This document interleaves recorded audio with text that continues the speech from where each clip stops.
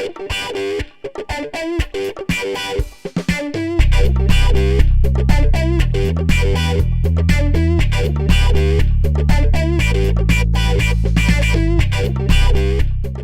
à tous et bienvenue dans votre magazine favori Chemin de travers. Cette semaine, nous voici à Rennes pour découvrir une invention pour le moins étonnante. En effet, un ingénieur rennais a composé une nouvelle laine de verre totalement écologique. Je vous propose donc d'aller à la rencontre de cet homme et de son invention qui réchauffera nos maisons. Il y a 2 ans, la société Isover, très connue sur le marché des produits isolants, m'a contacté pour me proposer de travailler sur un nouveau produit, un nouveau matériau d'isolation qui serait facile à fabriquer, beaucoup plus fiable, également écologique et peu coûteux. La laine de verre est un matériau fabriqué à base de calcin et de sable, mais aussi de liants à partir de produits chimiques, ce qui en fait un matériau dangereux qui ne respecte plus les normes écologiques que l'Europe s'est fixées. Un projet de cette envergure a besoin de soutien pour passer du stade de l'idée à l'accomplissement. Je vous emmène maintenant rencontrer le premier défenseur de ce projet. Je suis élu écologiste à la ville de Rennes depuis 2008. Grâce au réseau écologie des interactions durables que j'ai mis en place en 2010, nous avons pu mettre en relation des acteurs majeurs dans ce domaine. Et depuis, M. Liard est devenu la personne centrale de ce process novateur. Son projet va nous permettre de résoudre 2 problématiques au développement de notre cité. D'une part, l'amélioration de l'habitat. Et d'autre part, la gestion des déchets de verre. À Rennes, la fête est partout. Notre consommation d'alcool est exceptionnelle. Et d'ailleurs, on peut le dire, c'est la fierté de notre ville.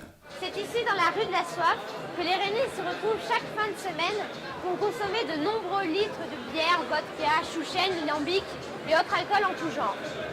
Suite à ces soirées, les sociétés de nettoyage récoltent jusqu'à 3000 tonnes de verre par semaine, ce qui est impressionnant. La fabrication la plus simple, la plus naturelle qui soit, c'est bien entendu la laine de mouton. Alors après réflexion, je me suis rappelé des moutons de Ouessant. Je ne sais pas si vous connaissez cette légende qui dit que ces moutons ont la particularité d'avoir une laine de couleur ocre, très belle couleur, qui serait due à l'ingestion de bière brune importée d'Irlande.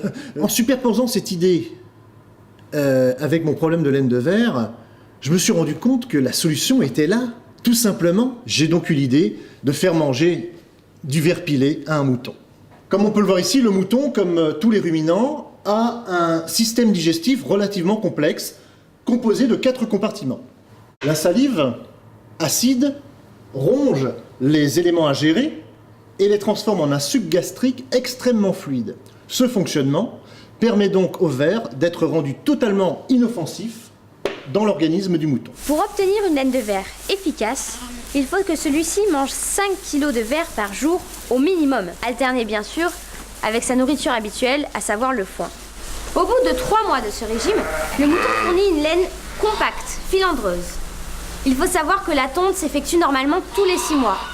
Mais l'ingestion de verre semble accélérer le processus. Nous avons donc une laine de verre plus efficace et plus rapidement. La laine est disposée directement entre 2 cloisons pour servir d'isolant. C'est tellement efficace que de nombreux logements totalement écologiques sont d'ores et déjà en construction. En ces temps de graves crises économiques, Rennes sait mettre à profit les savoir-faire, les intelligences, la capacité de fédérer les énergies. Cette invention va nous permettre de résoudre une problématique bretonne séculaire, c'est-à-dire l'alcoolisation des masses. Et enfin, pouvoir trouver une justification à notre surconsommation. Chers concitoyens, chères concitoyennes, dès le 1er janvier 2013, vous pourrez comptabiliser sur votre propre carte vitale tout achat d'alcool en verre. Ainsi, vous bénéficierez de réductions fort intéressantes. Plus vous consommerez, moins vous paierez. Et lorsque vous irez mettre votre verre dans les bacs qui sont disséminés un peu partout en ville, eh bien, vous nous aiderez à améliorer notre habitat. Alors, je vous le dis, chers amis, chers concitoyens et concitoyennes, engagez-vous avec nous. Aidez-nous à développer et aidez-nous à boire pour la planète.